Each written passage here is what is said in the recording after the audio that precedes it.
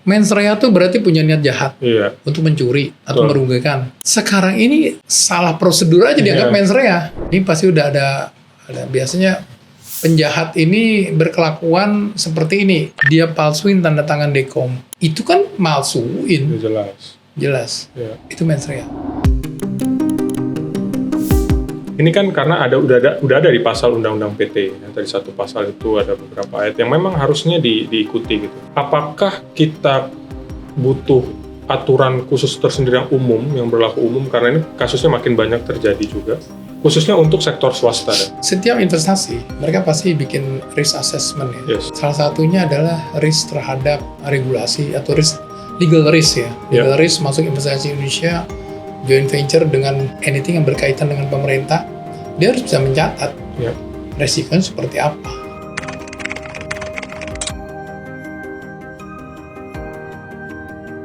Apa yang sebenarnya catatan besarnya supaya dari sisi bisnis tetap bisa jalan, dari sisi corporate tetap akan aman-aman saja, khususnya juga tentang logika hukum perusahaan yang berat di keperdataan itu tidak lalu segera harus punya konsekuensi pidana, sehingga nanti kan mengganggu bisnis, mengganggu iklim usaha dan seterusnya. Menurut saya tetap business opportunity is business opportunity. Ya.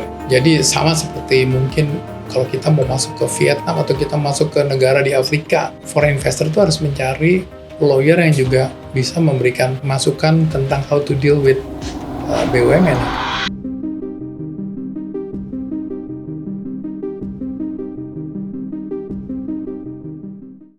Halo teman-teman, kita jumpa lagi di The Recent Trace Podcast. Kali ini saya sangat terhormat bisa mengunjungi seorang senior lawyer yang juga dikenal sebenarnya banyak sebagai musisi juga. Dan saya senang karena diberikan kesempatan kita nanti akan ngobrolin terkait beberapa hal dari keahlian dan pengalaman beliau. Dia udah Kadri dari senior partner di Cora Legal di Jakarta dan komite pemantau investasi dan manajemen risiko di Dekom di Pertamina. Tahun 2021 sampai 2024. 2021-2024. Udah, terima kasih waktunya. Thank you. Sama-sama. Boleh datang ke tempatnya dan take podcast. Ya. Udah, pertama biasanya yang saya tanya tuh terkait dengan pilihan awal. Kenapa akhirnya memilih menjadi studi di Fakultas Hukum UI untuk ilmu hukum, kemudian ended up with lawyering. Sekarang masih lawyering juga, aktif sebagai lawyer. Oke. Ya, waktu saya masuk Fakultas Hukum sebenarnya alasan itu kurang begitu menggigit ya, kurang begitu kuat sih sebenarnya. Jadi karena memang Fakultas Hukum UI itu banyak sekali bandnya, teman-teman musik. Jadi saya mengamati Tony Wenas dari zaman dia masih tingkat 1, tingkat 2. Wih, asik ini band di Fakultas Hukum ini ada yang namanya Solid 80 dan Tony Wenas sebagai penyanyi sering bawakan lagu-lagu Queen. Pada saat itu, jadi benar-benar saya nggak bisa masuk ekonomi,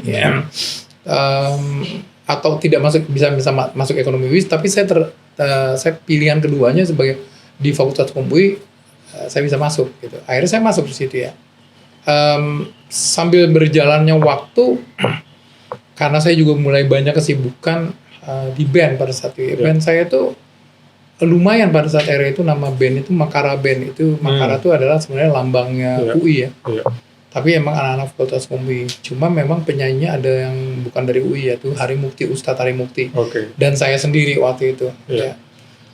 Pemain keyboard itu ada yang namanya Adikla Project. Ya. Di era itu yang kita lumayan banyak manggung sana sini dan dapat duit tuh.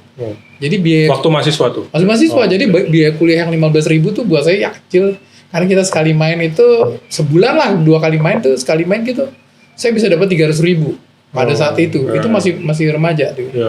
Jadi senang, masih menikmati kuliah, belajar belajar Fakultas Hukum, belajar hukum ya.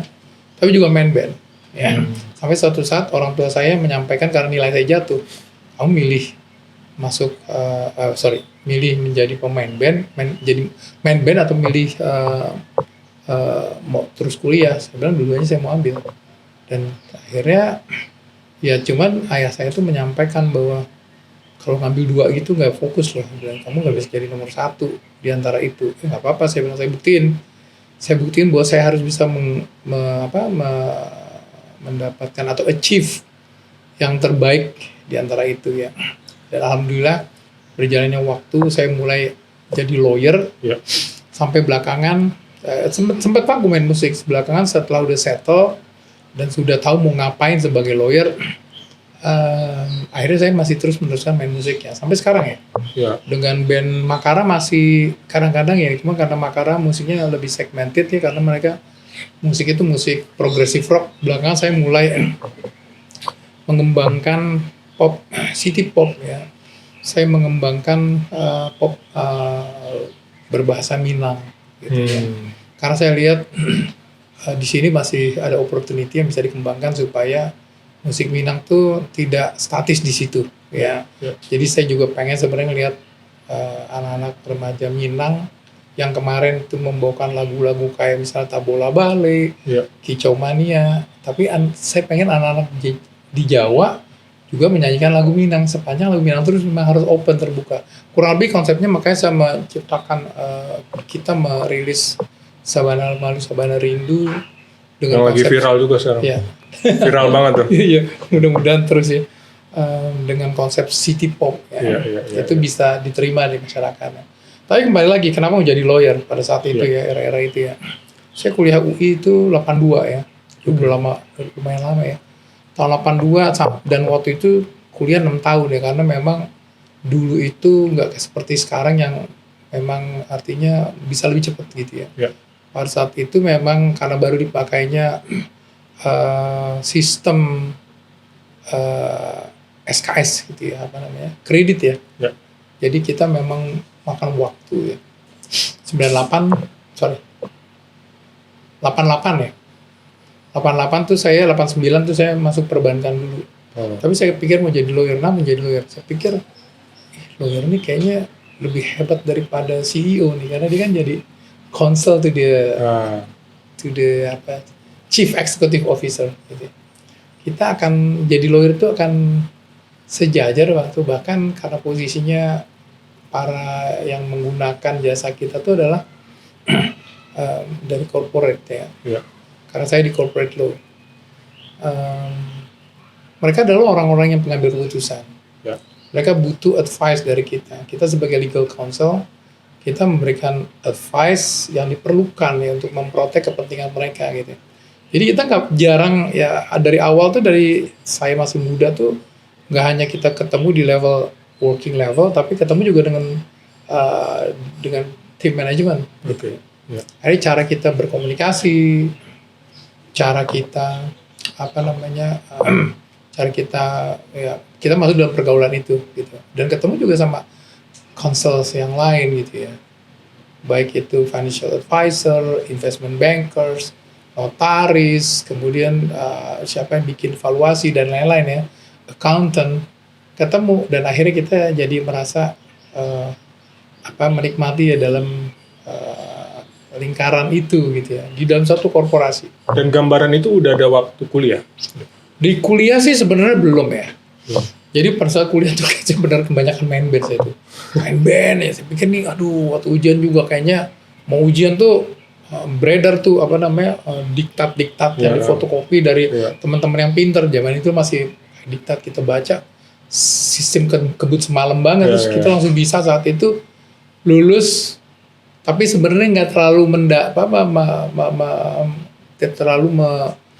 memahami gitu ya. Tapi sebagai konsep, karena saya memang belajar selalu secara konsep. Jadi konsep saya paham, ilmu ini konsepnya apa, ilmu ini konsepnya apa.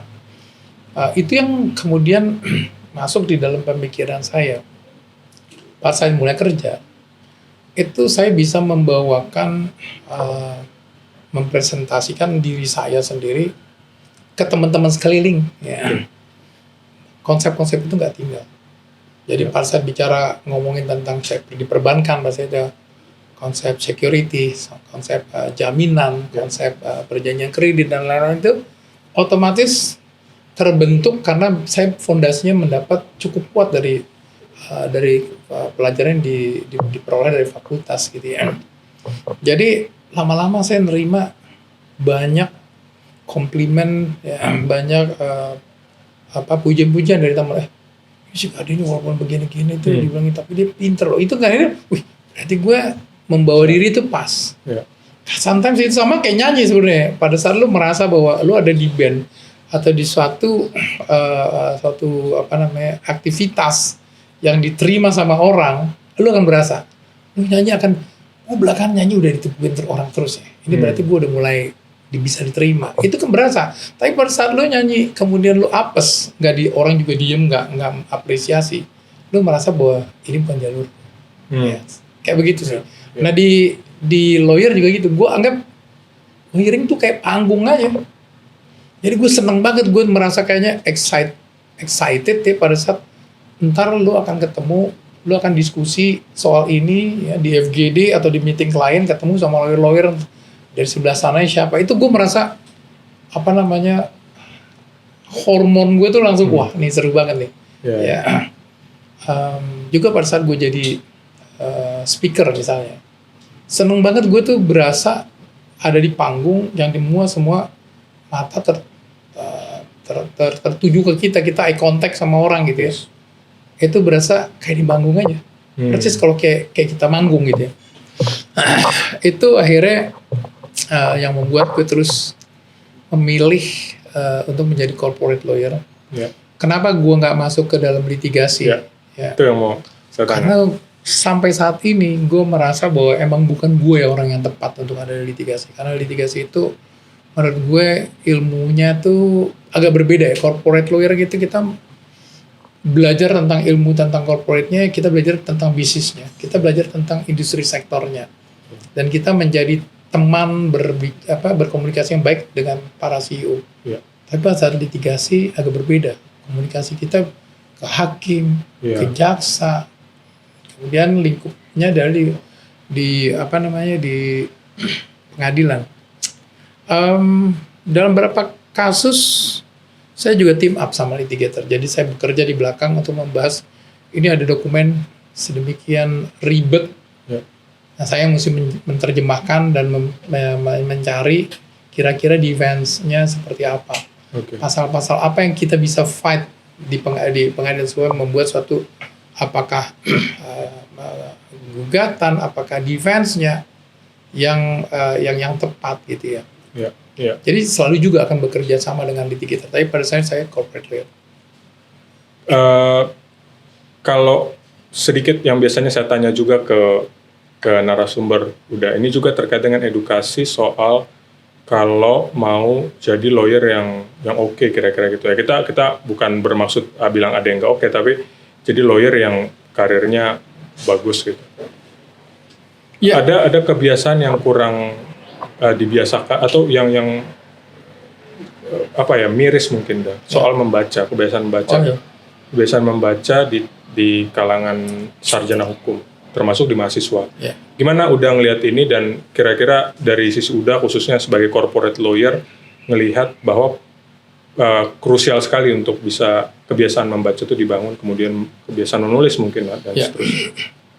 Ya, waktu saya menjadi associate otomatis seperti kayak undang-undang PT itu membuat seorang corporate lawyer, saya terlibat waktu itu saya pernah di suatu law firm terbesar ya pada saat itu namanya Hari Putra Anteo Dinoto. Saya ada di tim di situ untuk kira-kira membahas pembuatan undang-undang PT tahun 95 pada saat itu. Jadi saya ngerti banget konsepnya ya. Dan undang-undang PT tersebut diperbaiki di tahun 2007 ya. Jadi saya ulang dan ulang. Jadi pada saat saya ngomong, saya undang-undang PT udah ada di sini saya. Kemudian juga beberapa konsep di dalam kitab undang-undang perdata. Ya itu udah ada konsep-konsep perdata yang lain, misalnya bagaimana mengatur sesi, kemudian novasi, misalnya subrogasi, atau kemudian 1320. Nah sekarang kan beberapa undang-undang yang lama-lama itu kan sudah dirubah ya. Ya. Termasuk juga KUHP pidana juga udah berubah ya. Dan yang paling menarik itu adalah undang-undang tipikor. Ya. Nah, itu saya termasuk senang untuk membacanya karena saya banyak menangani transaksi-transaksi di BUMN. Tapi intinya baca itu memang harus. Tapi saya memang saya merasa bahwa saya lebih senang mempelajari konsep. Ya. Ya, konsep itu saya pelajari. Konsep pasar modal. Apa sih esensi pasar modal? Bahwa pasar modal itu ada unsur melindungi public shareholders, ya, investor gitu ya. Maka semua kebijakan pasar modal itu keterbukaan, valuasi, kayak konflik of interest, semua dalam konteks konsep yang melindungi kepentingan pasar pemegang saham publik. Ya. Konsep itu saya pahami sehingga pada saat saya membaca undang-undang pasar modal, ya, peraturan-peraturan pada saat itu masih Bapepam dan berubah menjadi OJK, itu konsepnya saya udah tahu. Konsep-konsep transaksi material, transaksi afiliasi, benturan kepentingan, kita udah tahu bahwa disclosure, valuasi, fairness opinion, konsep itu yang saya pelajarin. Ya. Nah saya nggak tahu orang-orang yang jelas saya memang budaya membaca itu kan kurang sekali. Ya. Kurang sekali. Menulis juga sama. Kalau dia nggak pernah baca, nulis juga berantakan. Betul. Nah, padahal sebenarnya, apalagi sekarang udah masuk ke era AI, Ya. Ya. yang mana sometimes itu lawyer mungkin lawyer muda merasa lebih cepat dan mereka udah lebih jago membuat promptingnya untuk bisa menghasilkan suatu produk hasil AI. Ya. Yang di mata klien itu berbahaya, dia akan ilfeel pada saat ini AI, data buku bayar lu mahal. Betul. AI itu hanya dipakai sebagai intermediary sih sebenarnya. Harusnya. Ya, jadi tetap lu harus retouch, lu harus lihat lagi. Tapi sangat membantu pada saat lu masukin dokumen banyak, lu bikin summary-nya, oh ya make sense ini. Ada sesuatu yang ini lebay nih. Kita harus tahu. Sehingga kita memang harus pada dasarnya punya knowledge gitu. Tapi kembali lagi, selain membaca, menulis, saya melihat bahwa untuk berhasil sebagai lawyer terutama di corporate ya, satu itu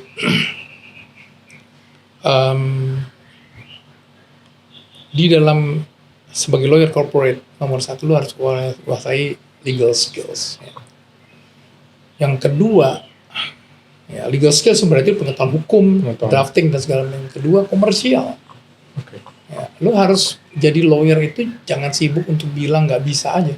Ya, tetapi harus dan berlindung di bawah suatu aturan. Peraturan bilang ini nggak bisa. Ya. Kalau yang jelas nggak bisa, ini nggak bisa. Tapi ada satu hal yang ternyata sedemikian rupa kita mesti analisis nih sampai akhirnya memuaskan orang. Ya, Oke. hati-hati untuk sesuatu yang tendensinya nih negatif nih nggak bisa. Ya. Terus kemudian kita jadi bisa, ini tuh hati-hati banget ya. Oh. Karena kita berisiko ya. Tapi kita harus melakukan analisis ya bahwa ini bunyi seperti ini, bertentangan dengan ini. Ya. Kemudian kita cek lagi di business practice, bahkan saya kontak tuh perusahaan waktu itu ada aturan mengenai perkebunan. Saya telepon kontak orang yang kira-kira ini di dalam bisnis industri perkebunan yang kamu kamu lakukan, kasus ini bagaimana? Oh itu nggak ada yang tidak ada yang ikutin ketentuan pasal tersebut. Oke, terus gue cari lagi bahwa praktek mereka nggak ikutin itu ya. Cuma berbahaya sekali kalau kita memberikan advice ini peraturan nggak ada yang ikutin. Kita lihat lagi di pengadilan, kita langsung cursory research putusan pengadilan sejenis itu apakah pernah ada presidennya. Ya. Nah ini kita lengkapi sehingga kita bilang ya pada dasarnya peraturan ini arguably itu tendensinya dilarang. Ya. Namun dalam praktek sering dilakukan. Walaupun di dalam pengadilan tidak pernah, itu untested, tidak pernah ada orang yang dihukum. Kemudian kita sampaikan ke dia, ini menurut kita sampaikan suatu rekomendasi yang akhirnya misalnya ini banyak yang melakukan dalam praktek, tapi there's no assurance suatu saat Ya. ini akan menjadi risiko yang lu harus hitung di dalam risk analysis sebagai risiko hukum. Tergantung kasusnya. Ya. Kita harus bisa tahu ini likelihood-nya di dalam menghitung risiko tersebut, likelihood seperti apa dan size seperti apa, sehingga ini menjadi suatu risiko material yang harus kita lakukan reserve apa tidak. Ini kan satu hal yang menarik. Hal yang menarik gitu ya. Jadi kadang nggak straightforward gitu. Atau sebaliknya sesuatu yang boleh tapi di praktek banyak orang nggak mau lakukan. Ya. Ya itu kan kita juga sebaliknya kita memberikan advice, kita kemas sedemikian rupa. Dan ini yang menarik. Ini juga di kasus yang sekarang tuh yang IBAM itu ya. Ya. Konsultan kok kena sih? Ya kan? Konsultan kok bisa kena sih? Di mana kira-kira letaknya yang mendasar seorang konsultan? Ya, ini makanya untuk melihat itu harus mengikuti proses persidangan ya, persidangan. Tapi secara literally konsultan itu adalah tempat orang konsult. Iya. Ya. Betul. Orang konsult. Jadi dia dia taruhlah dia memberikan rekomendasi. Kalau saya diminta rekomendasi, saya bilang nggak mau. Karena rekomendasi itu harus hati-hati ya. Decision-nya harus dibikin oleh buyernya. Betul. Ya, siapapun di dalam satu company, dia yang menjadi pengambil, yang punya kewenangan untuk mengambil keputusan. Berdasarkan GCG-nya, decision itu dibuat oleh decision gate reviewer, decision gate. Jadi keputusan dilakukan oleh direksi misalnya. Direksi yang bertanggung jawab. Konsultan ini hanya memberikan masukan, yang bisa diterima bisa enggak.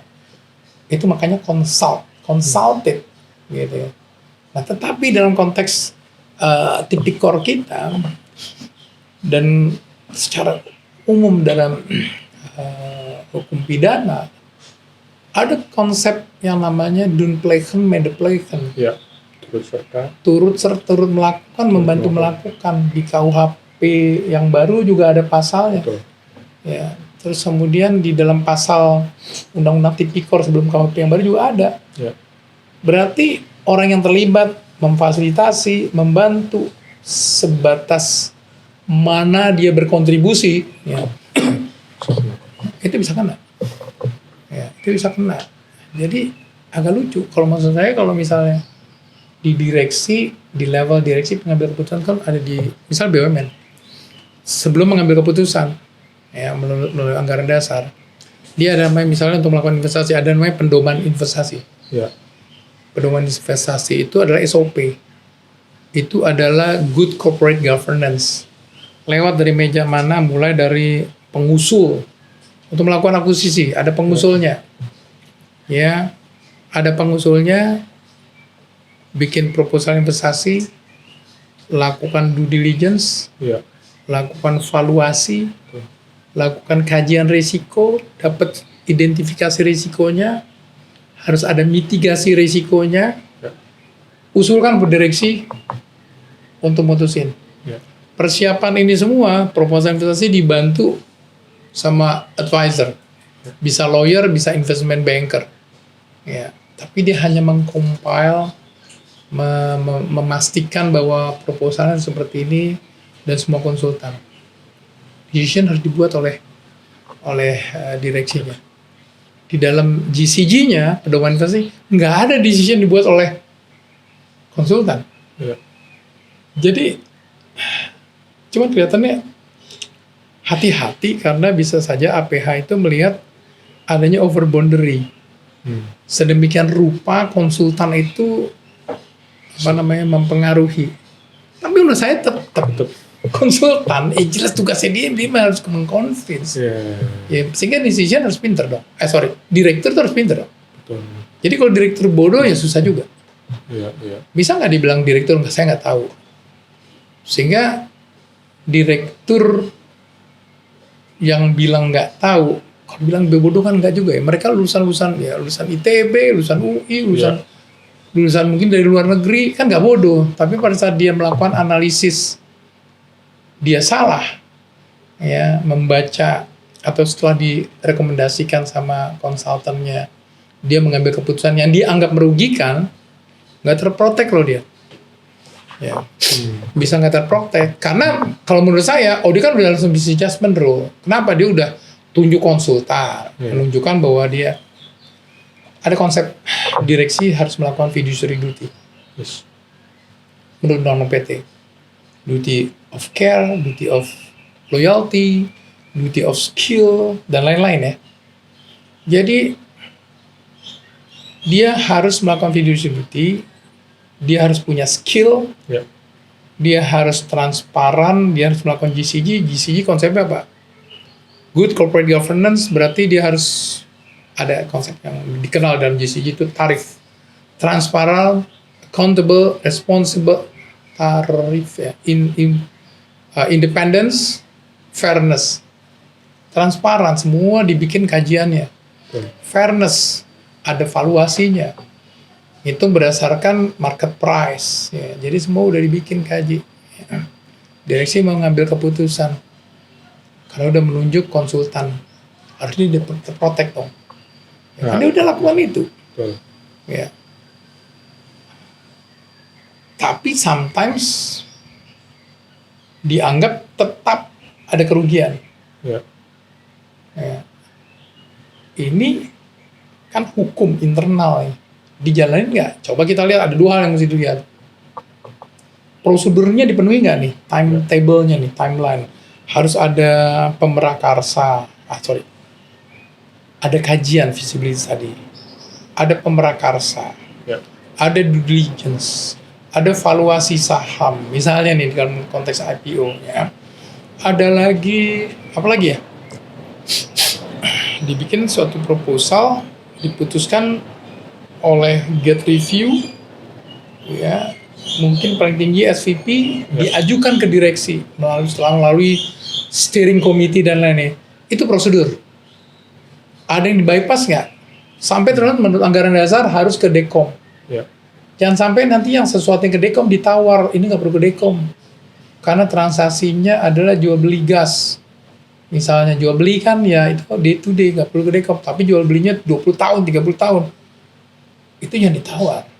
Gitu. Karena itu harus ke Dekom. Tapi kalau nggak ke Dekom, belum tentu dia maling loh. Ya. Tapi bisa dianggap punya mens rea nih. Apalagi kalau tanda tangan Dekomnya dipalsuin, itu jelas mens rea. Ya. Ya. Karena dia udah mulai tindakannya udah mulai ajaib. Tapi kemudian menegosiasikan sesuatu yang Edian dianggap harus persetujuan komisaris. Dia menjadi seolah-olah dia mempunyai mens rea karena harusnya ini sampai ke RUPS. Tapi diputuskan di level diresi. Ya, ini kan menjadi satu hal yang menarik. Akibatnya timetable tidak terpenuhi. Kalaupun timetable terpenuhi, setiap langkah di dalam good corporate governance-nya dan prosesnya, isinya apa? Okay. Kontennya. Pada saat dia mengakuisisi, saya nggak tahu kasusnya IRA misalnya atau kasusnya yang IRA SDP ya. Ya, SDP. Mau beli kapal ya. Kapal jelek atau perusahaan jelek boleh dibeli nggak? Ya boleh lah. Ya. Kan boleh aja dong. Bukan berarti lu beli perusahaan yang bagus aja. Tinggal masalahnya melalui sistem yang menunjuk konsultan melakukan due diligence, red flag-nya apa aja nih? Ya. Kajian risikonya menjadi high itu apa aja? Dan kemudian likelihood-nya seperti apa? Itu mesti diatur untuk bisa membuat suatu proyeksi untuk menghasilkan suatu valuasi. Ya. Jadi kita harganya sama di range segini kita beli di sini. Nggak boleh tiba-tiba salah beli gara-gara proyeksinya ternyata tidak bisa terpenuhi. Ya. Karena salah melakukan pengkajian terhadap risiko. Karena risiko yang udah dikaji itu harus dimitigasi. Harus ada mitigasi di kemudian hari setelah kita closing tanda tangan sekarang, itu kedepannya harus bisnis plan-nya. Kalau misal kita beli suatu barang ada kerusakan, harus di-upgrade kerusakan tersebut supaya menghasilkan proyeksi yang menurut hitungan valuasi itu adalah proyeksi kemudian hari itu akan naik sekian growth, sehingga valuasinya di range ini lu beli di situ. Okay. Begitu ini nggak terpenuhi, jadi rugi. Ya. Saya mau masuk agak following up questions udah ke arah yang tadi kan udah udah banyak kita menangani kasus yang berkaitan dengan BUMN, khususnya dikaitkan dengan Undang-Undang Tindak Pidana Korupsi. Kita agak loncat sedikit ke Undang-Undang Tindak Pidana Korupsi yang tadi ada beberapa kasus yang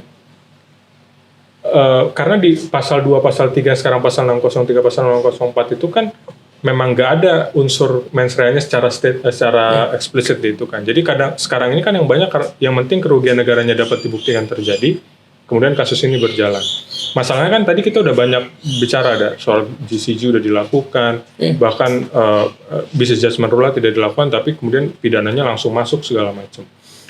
Yang menurut perlu ditekankan gitu, khususnya dalam konteks tindak pidana korupsi lah, karena berkaitan misalnya dengan BUMN. Apa yang sebenarnya catatan besarnya supaya dari sisi bisnis tetap bisa jalan, dari sisi corporate tetap akan aman-aman saja, khususnya juga tentang logika hukum perusahaan yang berat di keperdataan itu tidak lalu segera harus punya konsekuensi pidana, sehingga nanti kan mengganggu bisnis, mengganggu iklim usaha dan seterusnya. Ya, kita menurut gue kuncinya itu adalah kerugian negara, which is sometimes beyond of our control. Yes. Ya sih begini tuh tiba-tiba kerugian, kecuali emang ada proyek mangkrak. Ya. Udah mesti hati-hati tuh begitu proyek kita salah valuasi, kita beli kemahalan. Ya. Dan BUMN itu sulit untuk masuk ke satu tender. Ya. Ngasih harga kecil, kita kalah. Ya. Ngasih harga gede, kita bisa dianggap karena kerugian negara itu adalah kerugian kekurangan aja, nggak match uang negara berkurang, harusnya lu beli 100, tapi lu beli 105. Untuk mengamankan bisnis ini di kemudian hari menjadi bagian daripada bisnis lo. Ya, karena emang diperlukan gitu. Itu kita mesti pertanggungjawabkan ya. Jadi pada saat kita mengambil suatu keputusan untuk membeli berdasarkan suatu valuasi, kita udah kasih safety net, safety guard, udah kasih berdasarkan suatu sensitivity analysis, berdasarkan tes menurut finansial, lu cukup punya reserve, enough space. Kalau terjadi miss dalam kalkulasi, ini nggak rugi. Enggak, lu langsung impair. Ya, lu lakukan impairment. Ya. Jadi kita harus pikirkan jangan sampai belum apa-apa kita udah tahu kita beli kemahalan. Karena itu udah pasti ada potensi. Ya, dijadikan kerugian negara. Jadikan kerugian negara. Karena gini, walaupun perusahaan jalan harusnya nggak ada masalah. Tapi bisa saja technically, lu beli 105, padahal harusnya 100, lu bisa kena. Perusahaan kita untung. Tapi tiba-tiba secara technical tuh untuk project itu ternyata lu beli kemahalan. Ya, karena kalkulasinya nggak pas. Sehingga memang valuasi semua bottom line parameternya itu adalah best price, best market practice berdasarkan teori best yang memang digunakan ya. Yang digunakan baik cara menghitung, valuasi dan segala macam. Jadi nggak cuma prosedurnya aja tanda tangan didapetin sampai ke direksi sampai ke rups, tapi pada saat lu mengkaji, lu ada red flag, lu harus melakukan kajian terhadap risiko, ya. Yang sehingga ini ada risiko seperti ini nih, lu harus mitigasinya apa? Masukin dalam kontrak bahwa ini nanti tolong diperbaiki sebelum kita closing, atau kalau enggak tawar harganya. Atau enggak ya udah beli karena emang harganya udah demikian, tapi masukin dalam bisnis plan. Oh ini ada PR nih, homework supaya lu tercapai tujuan lu mencapai growth revenue sekian di 5 tahun ke depan. Karena itu nggak boleh nggak tercapai. Kalau itu nggak tercapai, valuasinya yang udah lu tentuin, gue bisa beli di sini. Gue beli di sini kan, gue beli di sini dengan tujuan gue akan keluar uang sedikit, tapi gue akan mendapatkan sustainability daripada revenue growth, sehingga belinya tuh memang menguntungkan. Sehingga pada saat lu lakukan itu semua, ya, lu melakukan tidak melawan hukum. Oke. Lu memperkecil resiko. Dan lu kelihatan apa pasal 97 ayat 5 nomor 1, kerugian itu nggak boleh karena kelalaian dan karena kesalahan. Kedua, tidak ada benturan kepentingan. Ya. Ketiga, harus good faith ya. Kemudian kehati-hatian. Good faith, kehati-hatian itu berarti emang lu nggak berniat untuk Betul. merugikan negara. Ya. Ini bukan masalah good faith itu misalnya gini, ini ada pabrik kita bakar, kita rusak. Ya. Itu jelas bukan itu yang kita maksud. Ya. Yang kita maksud itu good faith itu dan kehati-hatian itu bahwa pada saat kita melakukan suatu corporate action, kita nggak bermaksud membuat kerugian pada perusahaan, edian itu mempunyai kerugian negara. Dan kemudian itu harus hati-hati, berarti kita melakukan prosedur, ya. Melakukan prosedur, menunjuk konsultannya yang juga bagus, ya. Kemudian melakukan analisis yang tepat. Begitu ada kelihatan nih, yang sering terjadi adalah melakukan akuisisi dokumen nggak lengkap, sehingga kita sulit untuk mengambil keputusan untuk ini benar apa enggak gitu ya. Sampai akhirnya kita benar bahwa kita beli itu fair. Ya. Ya, kita hati-hati, kita lakukan prosedur itu gitu. Dan yang terakhir, ada red flag dimunculkan. Satu, kelemahannya ini. Misalnya waktu Rira tuh ada kapal yang rusak, kapal yang jelek, yang tenggelam atau nggak layak gitu ya. Tapi kan dia jualnya satu paket. Betul. Mana ada perusahaan tapi yang ini saya ambil, ini enggak, kan enggak demikian. Nah terus yang ini buat apa sama gue simpan kan? Otomatis kan bisa terjadi demikian gitu ya. Ada kajian resiko, mana yang kira-kira high resiko, ada yang moderate to high, ada yang low dan lain-lain.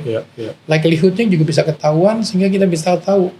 Untuk itu harus dibuat suatu tindakan yang ada di 97 ayat 5 di pasal 4-nya, di ayat 4-nya.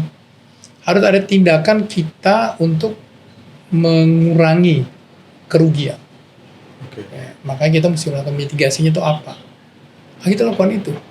Sehingga kita bisa masuk dalam koridor business judgment rule.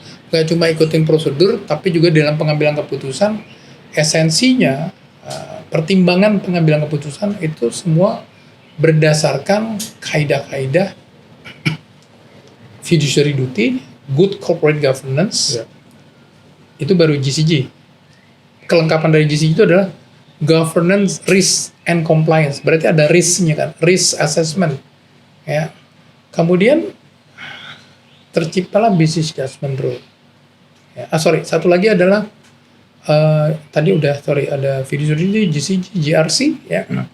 Satu lagi adalah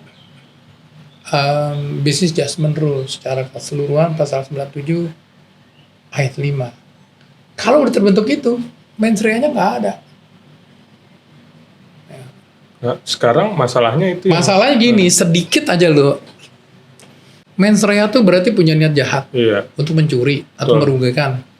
Sekarang ini salah prosedur aja dianggap mens rea. Nah itu. Nah, ini pasti udah ada biasanya penjahat ini berkelakuan seperti ini. Yang paling gampang nih, dia palsuin tanda tangan dekom. Iya. Misalnya, itu kan malsuin. Jelas. Ya. Itu mens rea. Tapi sekarang nggak dipalsuin tanda tangan rea.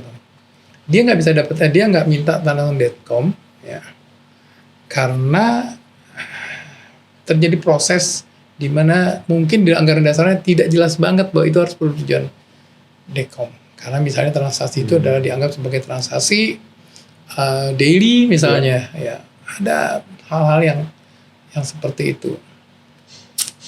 Atau saya tidak mau masuk di dalam kasus Nadiem, tapi isu misalnya mempunyai WhatsApp group sebelumnya sudah membahas yang kira-kira sedemikian rupa yang akhirnya menang tender, itu jalan masuk. Jalan masuk daripada APH. Dia nggak bisa membuktikan lain, tapi dia membuktikannya yang itu. Padahal kan dia tugasnya harus membuktikan lagi selain urusan itu. Betul. Apakah proyek ini benar rugi apa enggak? Betul. Ya, kemudian apakah ada menerima uang rekening pribadi Ya. Atau orang lain pihak ketiga menerima rekening yang nggak seharusnya gitu ya. Nah ini kan harus analisis berimbang. Sementara masalah kasus itu kan juga cuma bukan masalah hukum yang menjadi menarik karena ada kasus sosialnya sehingga orang benar-benar janganlah dihukum sampai selama itu gitu ya. Ya, karena pada dasarnya dia punya niat baik. Betul. Dan betul. Permasalahan yang lain, bener nggak itu rugi, bener nggak itu nggak kepake dan lain-lain itu saya nggak bisa komentar. Tapi menurut saya ada hal-hal yang dimana bisa menjadi tempat di mana APH masuk. APH masuk, pegang aja satu hal.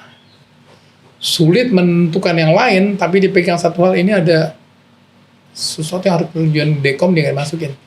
Itu udah bisa menjadi suatu yang dikuantifisir ya, atau dikualifikasir ya. Itu menjadi suatu yang hal ini perbuatan yang mencurigakan. Nah, persis di situ yang saya mau ini tanya. Ini yang menarik nih. Yang selanjutnya mau saya tanya justru gini ketika misalnya kan yang beberapa kasus yang terjadi ini mungkin ada banyak perdebatan, apalagi kalau dalam kasus persidangan yang masih jalan ini. Kita nggak masuk ke spesifik kasus, tapi ketika misalnya tadi ada proses panjang, kalau kita mau nyatakan bahwa ini udah memenuhi BJR atau tidak, business judgment rule atau tidak, ternyata ada memang prosedur yang salah. Kalau dia memalsukan tanda tangan komisaris itu ya jelas. Itu jelas. Tapi kalau ini benar-benar, karena kan kalau dalam bisnis kerugian, misalnya kalau kita ngomongin kerugian negara kan nggak bisa dinafikan kadang-kadang. Memang itu kayak hukum alam bisnis. Ya, bisnis pasti ada rugi. Tinggal masalah business judgment rule apa enggak. Nah itu. Kalau business judgment rule berarti lu ikutin prosedur. Oke. Nah, masalahnya prosedur nggak semuanya dengan gampang. Nah itu. Ya, kemudian pas nggak udah kalau misalnya kita satu saja dari prosedur itu yang tidak ada niat jahatnya, kemudian masuk pidana. Menurut gue, menentukan itu harus semuanya terpenuhi. Ya. Artinya ruginya ada, orang pihak ketiga diuntungkan ada, melawan hukumnya ada. Satu adalah melawan prosedur, kita mesti lihat juga prosedurnya seperti apa. Ya kan, kalau misalnya ini enggak. Sekarang gini, apakah prosedur GCG terjadi di semua BUMN harus punya? PT biasa? Iya. Yang baru berdiri setahun dia harus berbisnis, prosedurnya nggak seribet di BUMN, gitu. Itu bagaimana? Ya kan? Itulah bentuk fiduciary duty. Itu bentuk hukum direksi harus melakukan duty of care, kehati-hatian, yaitu menerapkan GCG, ya kan? Tapi nggak semua orang lakukan GCG loh. Ya. Di dalam kasus BUMN tipikor, di dalam PT biasa mungkin nggak tipikor, tapi bisa menjadi suatu tindakan tindak pidana korporasi. Betul. Ya tetap aja, padahal GCG nggak semuanya punya. Ya, makanya sekali harusnya lebih enak lagi, lebih bagus lagi. Memang ada satu hal yang dilampaui situasi seperti apa. Banyak di dalam GCG itu adalah GCG yang bikin siapa? Manusia. Kita juga nggak selalu perfect dan pasti ada yang kurang. Pasti ada yang kurang. Pada saat suatu bisnis GCG itu dibikin misalnya untuk bisnis yang memang menjadi bisnis utama kita udah ada GCG. Tapi ada business development, pengembangan, GCG nggak ada, terus kita pakai, kita tidak memiliki aturan tersebut, terus kita ambil pakai yang sistem yang lama. Kalau direksi nggak bikin GCG salah nggak? Bisa jadi dianggap lalai loh. Ya kan? Lah, sekarang GCG yang bagus tidak boleh dilanggar. Kalau GCG yang bagus dilanggar, dianggap melawan hukum sebagai bukti bahwa itu melawan hukum. GCG yang buruk atau nggak ada, salah juga. Ya kan? Nah ini sini kan memang saya nggak mau bilang bahwa undang-undang ini mesti dirapihin deh. Karena merubah undang-undang tipikor itu esensinya itu karena undang-undang tipikor itu dibikin dalam rangka untuk penegakan memberantas korupsi kok. Jadi benar-benar kejam sekali. Gitu. Belum lagi kemarin orang bilang perampasan aset lebih kejam tuh. Undang-undang tipikornya aja begitu banyak kelemahan, rampas aset lagi. Bayangkan ya, kalau memang orang itu udah memang maling ya rampas aset sih nggak apa-apa. Tapi kalau misalnya yang kayak begini, yang abu-abu begini, ditambah lagi rampas aset, tambah apa sih sekarang akibatnya? Buat investor atau orang yang berhubungan sama BUMN tidak mendapatkan kepastian hukum. Karena dia bisa masuk medeplekken dan duplekken. Because they enter into joint venture company sama si BUMN, terus running the business together, tapi kemudian ada kesalahan, dia jadi kena. Dianggap terorkestrasi. Daripada kena mendingan gak usah. Jadi orang. Jadi mendingan tapi jadi orang. Revisi terus kemudian kayak misalnya orang minjem sama Bank Himbara. Macet. Tipikor men. Ya kan? Bisa aja potensi untuk tipikor. Ya kan? Kejadian itu beberapa bank ya. Yang demikian kan jadi susah juga gitu. Banyak tuh saya menerima klien-klien yang dari the foreign client gitu. Begitu masuk BUMN, satu pengambilan keputusan lama. Ya, nggak bisa ngambil keputusan cepat. Yang kedua, takut tipikor. Oh, ini foreign investor bilang. Takut tipikor karena mereka, apalagi kalau misalnya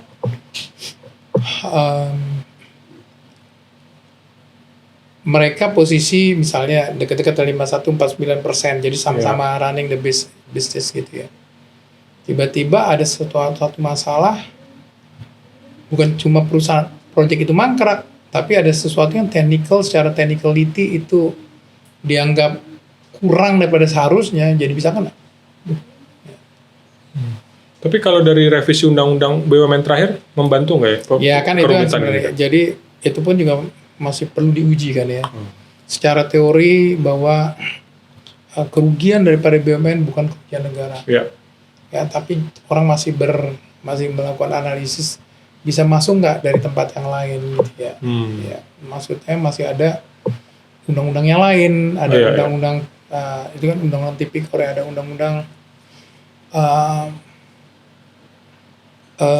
undang-undang tentang aparatur negara yang bersih dan bebas korupsi. Kemudian juga beberapa SOP daripada KPK ya. Yang saya tahu masih memungkinkan ada akses untuk itu gitu ya. Nah, sehingga akhirnya ini yang membuat, dan sekarang belakangan ini kan sebenarnya kasus-kasus yang lama kan. Ya, itu membuat orang juga menjadi ngeri juga untuk menjadi direksi daripada BUMN ya, hal seperti itu. Meskipun juga begini, udah sekejam itu ya, tapi masih banyak juga yang maling. Ya kan, masih banyak aja tender-tender itu yang kemudian orang bermain di tender gitu. Jadi sebenarnya ini persoalannya kan bukan kita bilang bahwa undang-undang tipikor itu sangat menyulitkan bisnis khususnya BUMN misalnya ada, tapi kan lebih pada implementasi peraturannya kepada kasus-kasus yang terjadi gitu ya. Yang menurut saya kadang-kadang juga ya tadi seperti kalau dia sudah menjalankan GCG segala macam, kemudian seolah-olah kita katakan dipaksakan masuk ke tindak pidana korupsi, padahal ya ini urusannya mungkin lebih pada keperdataan atau administrasi. Nah, gimana udah Kadri ngelihat ini misalnya karena sebagai komite di bidang investasi dan manajemen risiko untuk membantu atau bisa menyarankan kepada BUMN itu supaya yang kayak gini-gini bisa dimitigasi juga khususnya korupsi. Saya nggak, karena saya udah nggak di situ, jadi saya nggak menjawab dari sisi sebagai suatu komite. Tapi menurut saya sih memang hal tersebut memang kita pada saat mengambil satu akuisisi kita udah harus memikirkan 3 hal. Satu, bahwa prosesnya harus dijalankan. Ya, jadi yang namanya get review ya, mekanisme itu ke meja mana, mulai dari kajian, mulai daripada pembuatan proposal, due diligence dan lain-lain itu mesti dilakukan. Kemudian pengambilan keputusan kita lakukan secara tepat. Kalau risikonya ya seperti ini, setelah kita dapatkan dari finding fact di due diligence dan di evaluasi ya, kita mesti siapkan juga bahwa ini kita cukup gak sih mengambil tindakan ini dengan mempunyai enough ya coverage atau safety guard kalau ternyata perhitungan kita salah, sehingga tidak terjadi kerugian itu sedemikian. Walaupun ini menjadi menarik karena kalau kita menawarkan harga terlalu murah kita nggak dapat di dalam satu tender. Gitu. Ini memang mesti pas-pas gitu ya, karena memang nggak bisa dihindari. Memang kita BUMN, ini ada uang negara, yang undang-undangnya dibikin demikian ketat karena memang tujuannya memberantas korupsi. Ya. Kemudian saya mungkin mengomentari bahwa secara keseluruhan bahwa semua pihak harus bertindak profesional. Ya. Jadi CEO-nya dan manajemennya itu bertindak profesional, menunjuk konsultan juga yang profesional. Kemudian juga APH juga profesional. Jadi dia tahu juga permasalahan, hakimnya juga profesional. Karena transaksi bisnis ini kan nggak segampang itu ya, banyak terms yang kita mesti paham gitu ya. Kita mesti paham ini, apalagi kalau kita mau lihat anggap ini sebagai kejahatan kerah putih, nganterin uang itu udah nggak lagi pakai gelondongan uang pakai koper gitu ya, tapi bisa banyak cara gitu ya. Nah itu kan kita harus paham gitu. Jadi harus ada kesepakatan ya. Jadi orang tahu yang mana yang boleh, yang mana enggak. Dari APH juga harus bisa memberikan memberikan perspektif bahwa ini nih posisinya APH nih. Jadi kita tahu semuanya. Nah sekarang gini, banyak BUMN sebelum melakukan transaksi, dia minta legal opinion loh dari kejaksaan. Tapi tetap aja diproses. Sekarang apa gunanya ada legal opinion tersebut? Kenapa mesti dibikin legal opinion kalau ternyata nggak ada ada yang ngegawangin dari awal gitu, ada yang ngasih ini jangan begini gitu. Dan dalam beberapa kasus kan bahkan dikawal oleh kejaksaan. Jadi ya dikawal kan berarti harusnya jangan sampai terjadi dong. Betul. Yang terus kemudian Kejaksaan Agung sendiri yang ini kalau nggak buat apa? Orang datang ke sana, ini kan saya paham itu karena saya memang sering banget ya di dalam rencana transaksi itu minta dulu deh pendapat. Ya, saya nggak tahu yang dikasihkan pendapat juga pendapat apa. Kalau cuma pendapat normatif, laksanakan sesuai hukum ya itu namanya bukan pendapat. Itu sih menurut saya. Terkait dengan BJR sedikit lagi soal ini kan karena udah ada di pasal Undang-Undang PT. Tadi satu pasal itu ada beberapa ayat yang memang harusnya diikuti gitu. Apakah kita butuh aturan khusus tersendiri yang berlaku umum, karena ini kasusnya makin banyak terjadi juga, khususnya untuk sektor swasta, private company. Wah, kalau saya melihat begini nih, tapi ini kan nggak terjadi. Kan beberapa, kalau kita ke kementerian gitu ya, sometimes itu kan keluar kan turunan nih kan. Jadi misalnya satu undang-undang, terus ada PP-nya, ada SK menterinya. Nah ini kan mestinya harus bisa supaya bisa menjadi patokan buat APH. Betul. Jadi menghitung business adjustment rule dalam konteks ini juklaknya adalah seperti ini. Betul. Kalau ini kan nggak ada nih. Ya, ini kan benar-benar bebas lepas dan akhirnya ya nggak bisa terkontrol. Dan itu artinya penting sebenarnya itu ya, untuk jadi pegangan sama-sama. Ya, jadi ya harus ada interpretasi dari 897 ayat 4 untuk konteks business adjustment rule, untuk bisnis spesifik misalnya tuh dikeluarkan seperti harus dilakukan ini, harus dilakukan ini. Karena dalam konteks yang sekarang terjadi misalnya ada penghitungan kerugian negara pun kan sekarang juga jadi betul, masalah. Jadi masalah. Institusi mana ada lagi putusan dan masih masih belum satu frekuensi. Dan kalau misalnya kita ngobrolin ini, katakanlah udah banyak foreign client misalnya, gimana menjelaskan kerumitan ini kepada asing supaya ya kita bagaimanapun tetap mendukung investasi di Indonesia masuk, tapi gimana kita? Kalau saya bilang gini ya, setiap investasi mereka pasti bikin risk assessment ya. Salah satunya adalah risk terhadap regulasi atau legal risk ya. Legal risk masuk investasi Indonesia, joint venture dengan anything yang berkaitan dengan pemerintah, dia harus bisa mencatat resikonya seperti apa gitu. Menurut saya tetap business opportunity. Ya. Jadi sama seperti mungkin kalau kita mau masuk ke Vietnam atau kita masuk ke negara di Afrika, gitu. Pasti kan juga ada hal-hal yang memang untuk investor itu harus pahami. Nah, di Indonesia juga memang mereka foreign investor itu harus mencari lawyer yang juga bisa memberikan masukan tentang how to deal with BUMN ya. Karena kan BUMN kita ini kan resources yang sangat besar ya, yang memang kapital dipegang di dan juga dengan kapital yang besar BUMN itu menguasai, memberikan kontribusi terhadap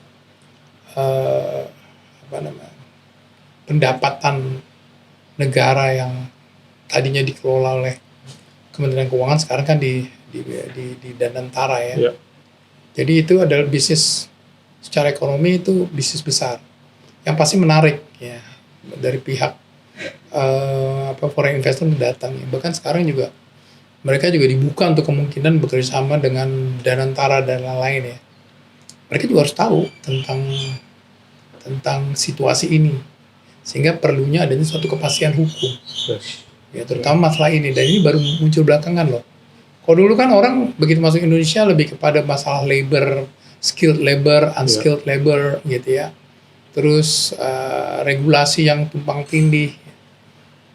Sekarang udah ada omnibus law dan lain-lain. Tapi sekarang mungkin tipikor itu juga menjadi sesuatu yang akan menjadi pertimbangan ya. Orang bertransaksi karena pasti pihak ketiga ya itu adalah swasta, bisa jadi investor asing. Ya, tadi sebelum kita podcast kita diskusi juga terkait dengan ada beberapa kasus yang memang dari sisi APH-nya juga tidak assess seluruh substansinya, karena mungkin keterbatasan pada pengetahuan tertentu teknis-teknisnya. Gimana udah melihat kondisi? Sebenarnya di pengadilan itu kan ada saksi-saksi. Saya pikir juga dari kejaksaan juga punya timnya.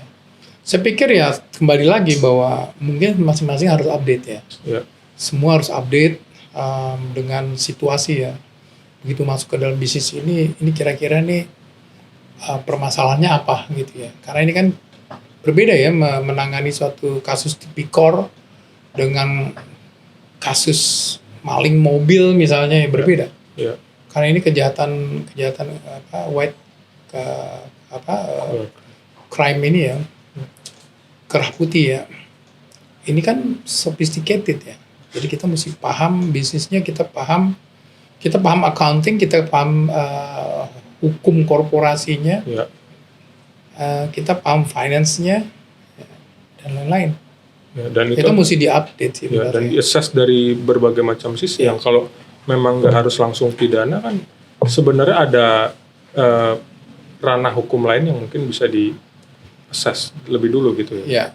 Ya, tapi ya restoratif justice dan segala macam. Pidana yang sekarang. Tapi kan sebenarnya ini kita langsung memang sebenarnya bagaimana kita membedah undang-undang tipikor yang sekarang ini supaya bisa menjadi suatu dilaksanakan, tetap memberantas korupsi yang pasti gitu ya, tapi jangan membunuh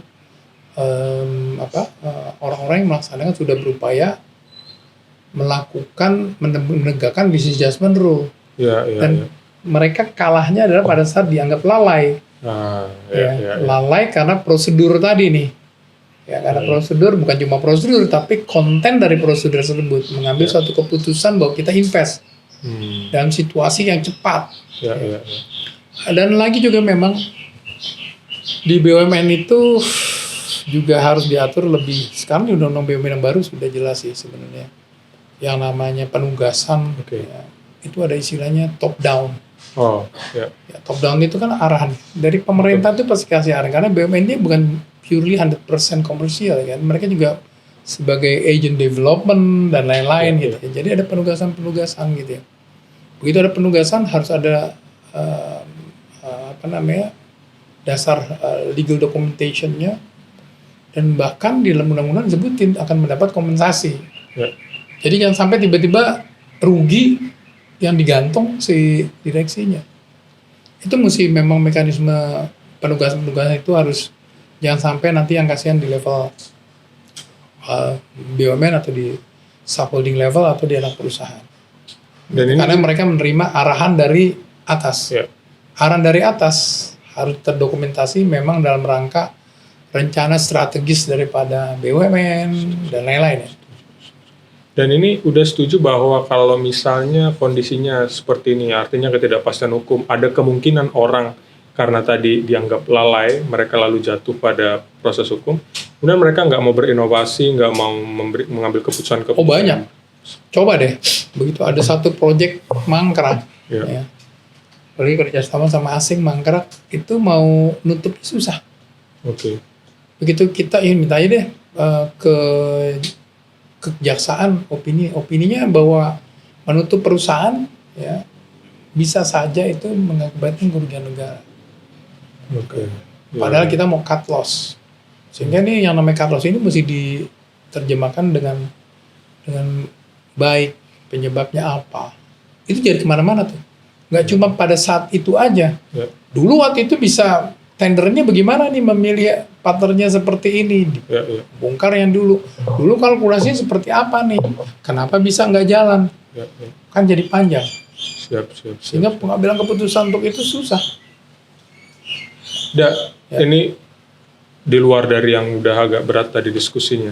Kan sebagai senior corporate lawyer yang sukses, tapi dikenal juga sebagai the singing lawyer. Wih. Di Instagram the singing lawyer. Mantap.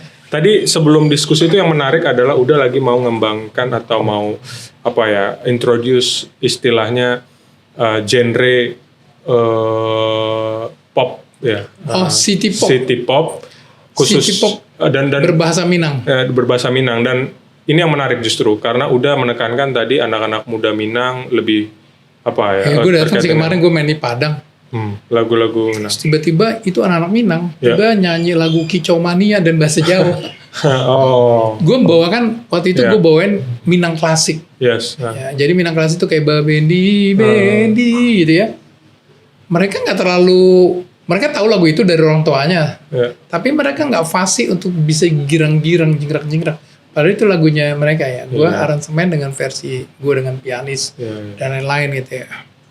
Mereka lebih asik untuk dengerin lagu Tabola Bale yang memang ada Minangnya sedikit, tapi itu kan sebenarnya dari timur ya. Ya. Atau apa statue Ya. apa segala macam lagu-lagu yang itu ya. Dan bahkan Kicau Mania yang bahasa Jawa. Nah, saya berpikir gini, musik Padang ini, musik Minang ya, sebenarnya itu agak spesifik ya. Ya. Jadi musik Minang itu dia akan pakai saluang yang bansi yang suling gitu ya. Ya. Terus ada talempongnya, ada tambur gitu ya. Dengan penyanyi yang tipikal banget. Dia Ya. ada dua cara nyanyi itu meratap gitu. Wah, kayaknya malang banget, pilu banget hati ya. Dan kemudian juga dia nyanyi itu dengan garingnya cengkok. Oke. Ya. Cengkok yang gue nggak bisa. Gitu, gue nggak bisa. Tetapi kalau kita bawain lagu Minang, membuat lagu Minang seperti itu, ya gue kalah lah penyanyi Minang. Ya. Jadi gue bikin yang benar-benar city pop kayak biasa gitu ya. Ya. Tapi gue pengen di mana Minangnya nih. Otomatis gue pakai berbahasa Minang. Dan gue bukan pelafal bahasa Minang yang tepat. Jadi orang yang ini lagu apa sih? Lagu Filipina, lagu Jepang apa nih? Sampai akhirnya setelah pengulangan, setelah liriknya beredar, jadi orang tahu oh ini lagu Minang. Ya. Dan gue ingin mempertontonkan bahwa pada saat syuting bikin music videonya, gue di tempat-tempat yang ikonik yang ada di Minangkabau. Jadi otomatis orang-orang di luar ngeliat, oh ini lagunya bisa masuk nih. Ya. Anak Jakarta jadi bisa tahu lagu tersebut, gitu. Dan yang lain-lain, karena begitu. Kalau gue bawain lagu itu sebagai penyanyi Minang yang seperti biasa, Ya. dia udah masuk di dalam kotak tersendiri. Ah, Wah, ini mainnya ya. di acara Minang aja. Yang lain nggak mau. Itu yang menurut, gue banyak dikritik, banyak dikritik, tapi gue kembali lagi mengkritik lah itu orang-orang anak-anak muda Gen Z Minang nyanyi Kicau Mania bahasa Jawa dan wah sukacita banget gitu. Kita juga pengen sebenarnya lagu-lagu yang berbahasa Minangkabau, nggak harus yang tradisional karena Korea juga nggak, Pak. Korea juga bukan lagu tradisi Korea. Kan itu western, cuma dibahasain Korea aja. Terus orangnya dibikin sedemikian rupa jadi unik gitu. Yes. Jadi itu sih sebenarnya yang, dan lumayan alhamdulillah banyak dapat sambutan. Nah ini terkait juga dengan album yang terbaru Sabana Malu Sabana Rindu, itu viral banget. Nah, kita tahu sekarang dipakai, bahkan kalau sekarang di Instagram itu kan dipakai untuk latar suara segala macam. Cerita sedikit terkait dengan lagu itu muncul, gimana nyiptainnya? Jadi gue di sini kan gue ada beberapa teman musisi kru yang ada di sini. Dia juga ciptakan lagu, jadi gue komunikasi, bikin lagu nih. Dia punya lagu, berapa melodi, bilang gue pengen kasih bahasa Minang aja. Bahasa Minang, gue punya tim yang bisa membuat itu liriknya lirik Minang. Terus kemudian dibikin, dan otomatis pada saat dan kemudian musiknya juga nggak seperti musik-musik Minang yang lain gitu ya. Gue bikin secara modern gitu ya. Akhirnya itu kita rilis sendiri, tapi bagaimana cara rilis? Ini kan kita mau jadi, kalau kita jadi musisi itu kan kita juga mesti jadi entrepreneur, kita mesti siapin nih. Kira-kira strateginya seperti apa? Jadi gue beresin, gue taruh di YouTube gue, bro. Gue taruh di YouTube gue beresin, gue isi apa nih sebelum gue ngisi lagu. Gue ada beberapa lagu-lagu single yang sebelumnya. Gue isi podcast. Podcast sama nyanyi berbeda. Jadi kalau lu mau punya akun podcast, podcast aja nyanyi. Nah ini gue bikin dua akun, ribet lah. Gue bikin cuma satu, tapi setiap podcast gue, kebetulan gue tuh banyak teman-teman ya yang musisi ya, karena waktu kasus-kasus hak cipta itu, gue memberikan kontribusi sih, ya, untuk memberikan advice kepada teman-teman. Jadi mereka juga akhirnya mau juga, ya udah gue datang podcast dulu deh. Tapi podcast gue juga nggak berat. Podcast gue tentang banyak bicara mengenai makanan Minang, Jadi gue ajak tuh orang-orang kayak Ariel, Arman segala gue nyanyi. Gue nyanyi yang bebas, yang gue kira-kira bisa enak nyanyinya. Ya udah itu ternyata setiap habis podcastnya lumayan dilihat orang, terutama nyanyinya. Nyanyinya lumayan itu lumayan banyak dapat tanggapan gitu ya. Jadi gue senang aja, dan banyak dapat dukungan dari macam-macam orang tuh. Tiba-tiba banyak lah yang tiba-tiba follow ya, maksudnya. Ya keren deh. Tapi emang itu jadi viral banget, apalagi kalau anak-anak ini kan Gen Z itu kan dibuat latar-latar mereka lagi kemana. Betul. Dan sekarang sih memang menurut gue memang sangat terbuka sekali sih kita mau melakukan promotion itu, karena sosial media sekarang udah terbuka banget ya. Jadi udah nggak perlu bayar lu lu bisa ini sosmed sendiri. Ada pakai ini juga tuh, pakai key opinion leader. Udah nggak pakai buzzer, ada tim ininya buat supaya bikin rame terus. Jadi emang ada strategi gitu ya. Jadi ternyata yaudah lu udah awalnya aja begitu bergulir. Bergulir untuk orang jadi suka lagu. Nyanyiin dikit dong dah refnya dah. Sabana Malu Sabana Rindu. Sungguh malu bila dake kamu, malu. Sungguh rindu bila jauh di mata, rindu gitu. Keren. Udah Kadri, makasih banyak waktunya. Sehat selalu, makin sukses untuk album. Ini juga podcastnya menarik sih. Thank you. Mudah-mudahan bisa terus banyak yang nonton, banyak peminatnya. Siap. Makasih banyak, sehat selalu. Udah. Thank you. Udah. Terima kasih. Itu teman-teman diskusi saya dengan Muhammad Kadri, senior partner di Coral Legal, dan juga udah banyak membantu BUMN juga. Kita ketemu lagi di episode selanjutnya. Bye-bye. Thank you.